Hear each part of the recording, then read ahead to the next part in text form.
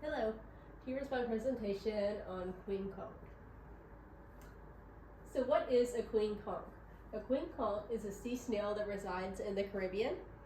It has very valuable meat that is valued up to $14 per pound, which is the most profitable seafood item from the Caribbean. It's known for its glossy pink shell and can grow to be as large as a football. It also weighs about the same as a brick. So right here is a picture of a queen conch shell. As you can see, the pink rosy interior is very pretty. So some background on the queen conch is that queen conchs were abundant in the Caribbean, specifically around the Bahamas, the coast off of Florida, and Gulf of Mexico. The Bahamas export almost all conch meat for the United States. In 1975, Florida banned conch fishing and banned conch harvesting in 1986 because their populations were so small.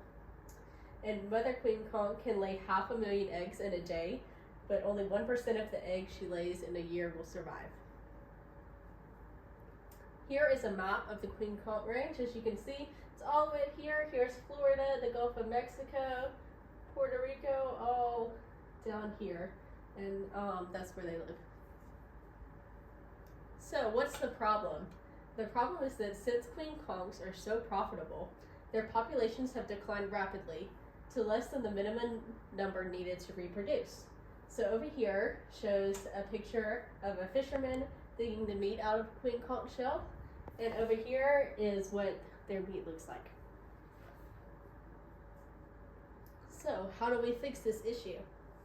So scientists recognize this as a huge problem and know it needs to be fixed immediately. Many fishermen use diving and selling conch as their primary source of income, so scientists decided to employ the fishermen. And over here is one of the fishermen who has caught a conch shell. So a new program was developed. Fishermen are paid more to collect queen conch eggs than queen conchs themselves. Conservation biologists take the eggs to the Nagabo Fishing Association, which is a fishing co-op as well as a hatchery. NOAA helps to fund this program and the hatchery, and this photo over here is inside of the hatchery, and they're looking at the eggs in the bins right there. The hatchery itself. So conch eggs are kept in an incubation cylinder in a tank of seawater. Once they undergo metamorphosis to tiny sea snails with 4 millimeter long shells, they move to the outside portion of the lab. In a year, they grow to be as long as a human finger. And in 3 years, they are fully mature. And maturity is determined by the thickness of their shell.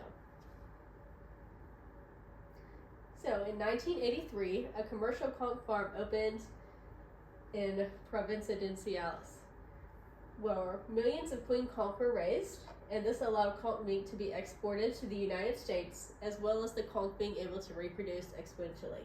And here's an aerial view of that, as you can see all the tanks and the ocean water out here.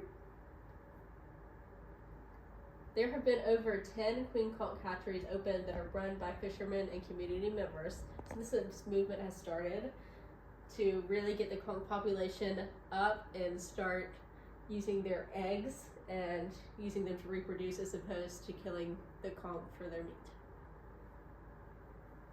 So here are some photos from inside the lab. This is from the hatchery. There's a lab here, and this is inside, and they give tours and everything so people can come see all the work they do, and they can participate and understand why it's so important that we save these creatures.